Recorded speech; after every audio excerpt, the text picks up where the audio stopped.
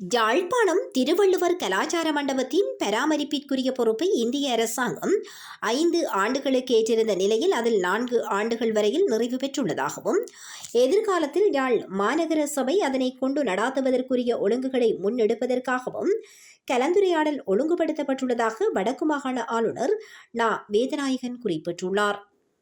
இந்திய அரசாங்கத்தின் நிதியுதவியில் கட்டப்பட்டு இந்திய அரசாங்கத்தால் பராமரிப்பு செய்யப்பட்டு வருகின்ற யாழ்ப்பாணம் திருவள்ளுவர் கலாச்சார மண்டபத்தை யாழ்ப்பாணம் மாநகர சபை எதிர்காலத்தில் இயக்குவது தொடர்பில் ஆராயும் கலந்துரையாடல் வடக்கு மாகாண ஆளுநர் செயலகத்தில் இன்று செவ்வாய்க்கிழமை இடம்பெற்றது. கலந்துரையாடலில் கலந்து கொண்டு கருத்து தெரிவிக்கும் போதே வடக்கு மாகாண ஆளுநர் நா. வேதநாயகன் இந்த கருத்தை வெளியிட்டார். எவ்வளவு விரைவாக இதனை மாநகர சபையை பொறுப்பேற்று இயக்க முடியுமோ அதற்குரிய ஒழுங்குகள் செய்யப்பட வேண்டும் என்றும் வடக்கு மாகாண ஆளுநர் இதன்போது வலியுறுத்தினார்.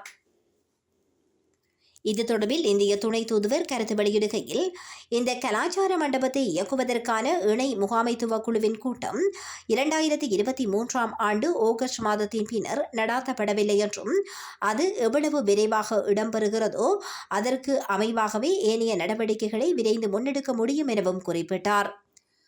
எதிர்காலத்தில் இணை முகாமைத்துவ குழுவை உள்ளூரை மையப்படுத்தியதாக உருவாக்குவது சிறப்பாக இருக்கும் என்றும் அத்துடன் இந்திய தூதரகம் ஆலோசனை வழங்கும் ஒரு தரப்பாகவே எதிர்காலத்தில் இருக்கும் எனவும் அவர் தெளிவுபடுத்தினார்.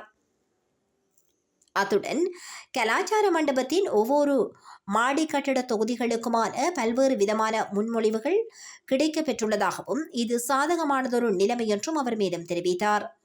தற்போது இந்திய தூதரக அதிகாரிகளே பராமரித்து வரும் நிலையில் நிர்வாக நடவடிக்கைகளை ஒழுங்குபடுத்துவதற்காக யாழ் மாநகர சபையால் அதிகாரிகளை நியமிக்குமாறு ஆளுநர் பணிபுரி விடுத்தார். மேலும் இணை முகாமைத்துவ குழுவின் கூட்டத்தை விரைவாக கூட்டுவதற்கு ஏதுவாக மத்திய அரசாங்கத்தின் கலாச்சார அமைச்சுக்கு உடனடியாக கடிதம் அனுப்புமாறும் ஆளுநர் பணித்தார். கலாச்சார மண்டபம் யாழ் மாநகர சபையால் முழுமையாக இயக்கப்பட்ட பின்னர் அதில் எவ்வாறான நடவடிக்கைகளை முன்னெடுப்பது என்பது தொடர்பான திட்டமிடல்களை முன்னெடுக்கலாம் என இந்திய தூதரக அதிகாரிகள் சுட்டிக்காட்டினர். இந்த கலந்துரையாடலில் வடக்கு மாகாண ஆளுநர் நா. வேதநாயகன், இந்திய துணை தூதுவர் சாய் முரளி, வடக்கு மாகாண பிரதம செயலாளர் இளங்கோவன், வடக்கு மாகாண ஆளுநரின் செயலாளர் நந்தகோபாலன், வடக்கு மாகாண உள்ளூராட்சி அமைச்சின் செயலாளர் சோதிநாதன், வடக்கு மாகாண பிரதம செயலாளர் நிர்வாகம் திருமதி எழிலரசி ஆண்டன் ஜோகநாயகம், வடக்கு மாகாண பிரதம செயலாளர் நிதி எஸ். குகதாஸ், வடக்கு மாகாண உள்ளூராட்சி ஆணையாளர் திருமதி தேவநந்தினி பாபு, யாழ் மாநகர சபை ஆணையாளர் கிருஷ்ணேந்திரன் மற்றும் இந்திய தூதரக அதிகாரிகள் ஆகியோர் கலந்து கொண்டனர்.